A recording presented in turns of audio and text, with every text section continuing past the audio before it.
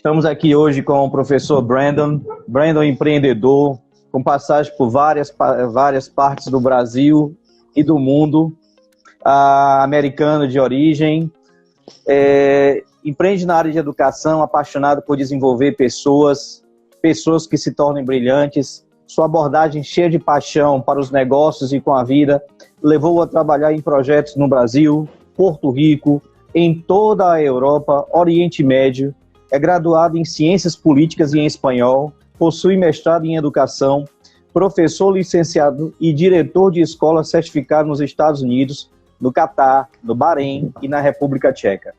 Especialista no estabelecimento de novas escolas e centros de aprendizado. Trabalhou com franquias, bem como empresas de investimento privado. Ele identificou na seleção e no desenvolvimento de membros de equipe, ele identifica nesse processo de seleção, desde a equipe de limpeza até os membros do conselho executivo. É um processo que envolve desde a entrada da empresa até o ponto mais elevado da empresa. Com chave para o sucesso imediato e sustentável nos empreendimentos.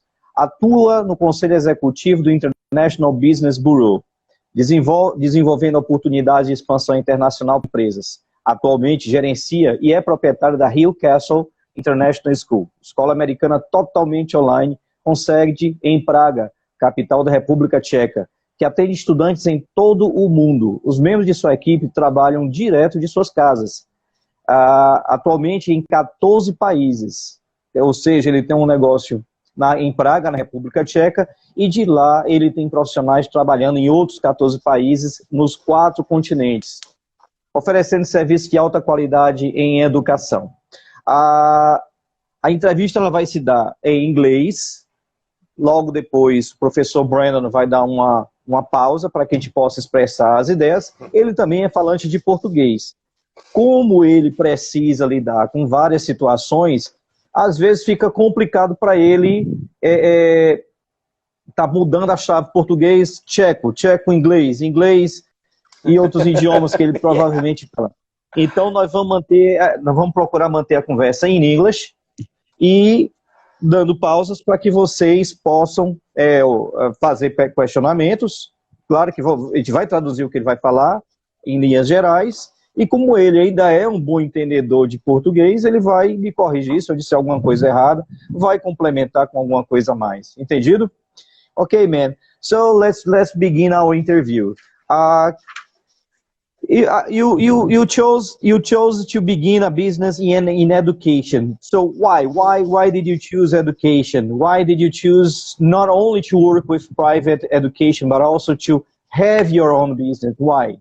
Well, I think for anyone growing up, you find things that you love and you find things that you're interested in. And I had the opportunity growing up of being in a family that was very business interested. My father owned franchises. My grandparents and my uncle own and operate a ranch. So we were always buying and selling, and that's just the lifestyle. And then my mother was a preschool principal. She retired 2 weeks ago after 20-some years as a preschool principal. Very long time. I love education.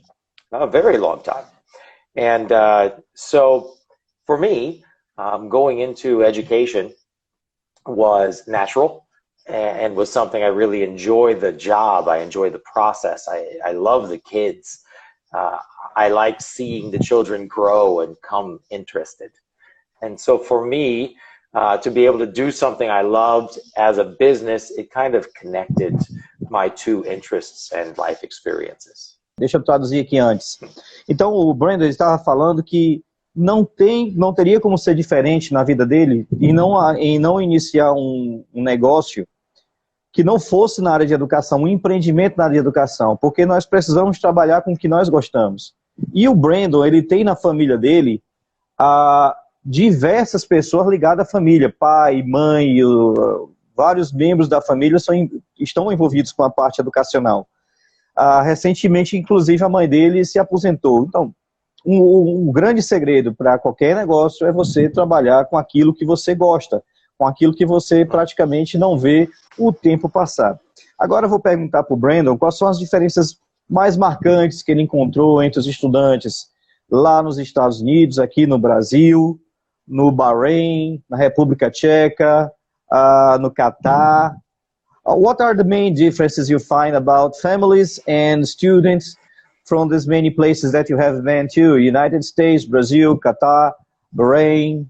I think that's a really important question because in teaching people to work in business, my business is education, but business is business. And if you're going to make cookies, or you're going to sell cars, or you're going to work with children, business is business. And in the course that we will do with life, and when I will work with those who choose to stay in our more deeper groups, I really want them to understand that, yes, I'm in the education business, but it's a service. A service is a service, no matter what you're delivering. And your question is the key. If I look at a child who's 10 years old in Brazil, America, China, Dubai, it doesn't matter. Every child wants the same thing. They want to be excited, they want to be interested, and they want to be loved. And that's something very clear to me, that as you travel the world, the children are the same. If you walk into a happy school, and there are happy teachers and happy children, it is a wonderful place to be. And if you walk into an unhappy school, it doesn't matter what country it's in. If the children don't feel excited and the teachers are not engaged and everyone is really loving what they do, then you'll never have a good experience. You won't learn. People won't be able to learn. And the service of that, the business side, is the service of that, and really understanding what your client wants. And in the end, if those children tell mom they want to go to school and it's Saturday, the mother will be happy. And that means you have delivered a good service. Traduzindo aqui para vocês, o que ele está falando é que trabalhar com educação, você abrir um estabelecimento, não deixe de ser negócio. Business is business, negócio é negócio. Então é importante que o aluno esteja satisfeito, é importante que a família esteja satisfeita, ao ponto da criança chegar e dizer, mamãe, a gente não vai hoje à aula não, e hoje sendo sábado. Então isso já é um sinal de que a escola está, esse negócio, esse estabelecimento está cumprindo o seu compromisso, não é? Claro que a gente tem que analisar as coisas muito além, assim, um negócio não é só um negócio, porque o negócio não é só um negócio que dá certo é um negócio que tem amor, é um negócio que tem paixão.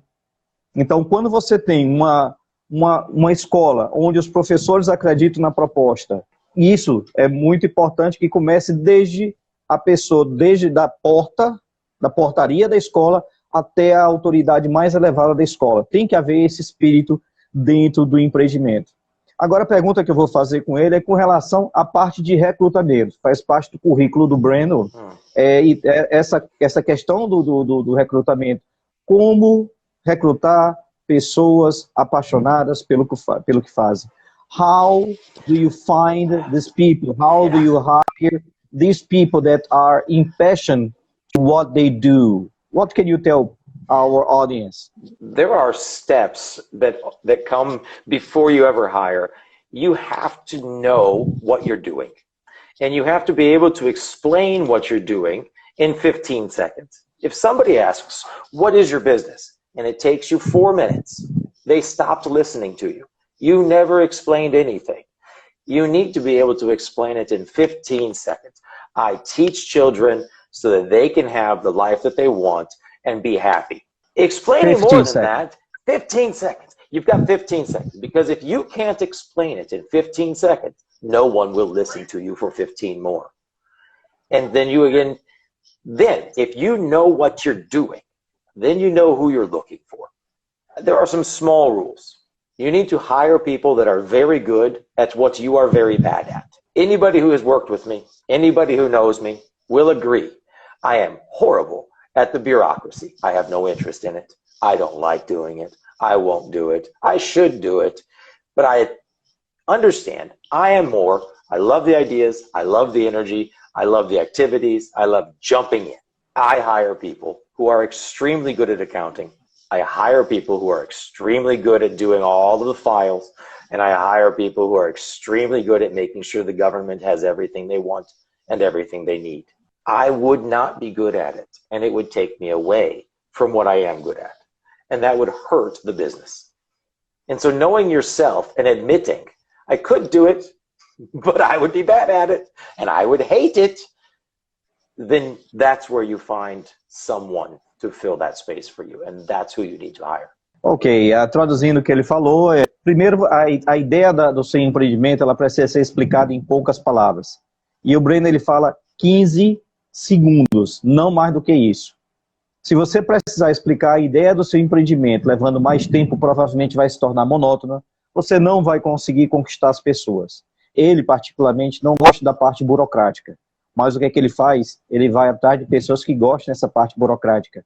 Ele vai atrás de quem gosta de trabalhar com quem não só que goste, mas que se destaque na área de contabilidade, na área de lidar com as questões governamentais e tudo, enfim, cada uma das áreas que uma escola precisa atuar, ele vai atrás no que há de bom e melhor para poder executar aquilo. Pessoas realmente apaixonadas pelo que fazem.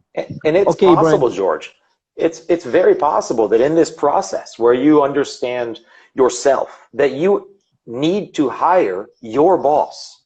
You might need to hire a person who will tell you what to do in his area, in the accounting, in the marketing. You might need someone who is more responsible for that than you and who has the final say. And you need to give that away. Oh, I see. It's like you build a business not for you, but you build a business to serve community. And if in this business there are people that are more committed to you, that fall in love with it more than you did, well, I'm sorry, there is no more room to be here. Get the business going on. You could even stay. You might still own it. You could still be the owner, but you hired that person who's going to be your boss. Would something like that Bill Gates have done in Microsoft? He's a very competent and intelligent man, but I believe he got to a point that I'm not good enough to keep on doing this business. Is something like that? Absolutely. And just recognizing that in yourself. Let me translate. People from Equilíbrio Emocional is asking for the translation. Just a moment then, Brandon. O que nós estamos falando aqui, a questão é que sim, é possível você conseguir contratar a pessoa do que há de melhor em cada área. É você mostrar que ali é um empreendimento feito por pessoas que têm paixão pela educação, e dentro da paixão pela educação, levando para a contabilidade, levando para a área de atendimento, e as diversas áreas que uma escola envolve. Então, você precisa saber o primeiro, você que está começando um empreendimento, você precisa saber o que você quer. Eu realmente quero trabalhar com isso. Então você torna mais difícil você atrair para o seu negócio pessoas que não têm paixão, que não têm identificação com aquilo ali, que estão fazendo aquilo ali por uma necessidade, não porque tem paixão, não porque tem comprometimento com a parte de educação. E ele, inclusive, ele chegou ao ponto, olha, pode acontecer de eu trazer para dentro da minha empresa uma pessoa que vai ser meu futuro patrão. Uma pessoa que seja mais competente, mais comprometida do que eu. Então, eu saio de lado, não necessariamente da empresa, para dar oportunidade a outro. A essa outra pessoa, para que a gente possa ganhar ainda mais, a empresa possa crescer. E aí eu citei para ele o exemplo do Bill Gates à frente da Microsoft. Um homem bastante competente, um homem de muita leitura, de muita visão de mundo, porém chegou um momento que ele viu que tinha que sair do caminho e dar espaço para outros.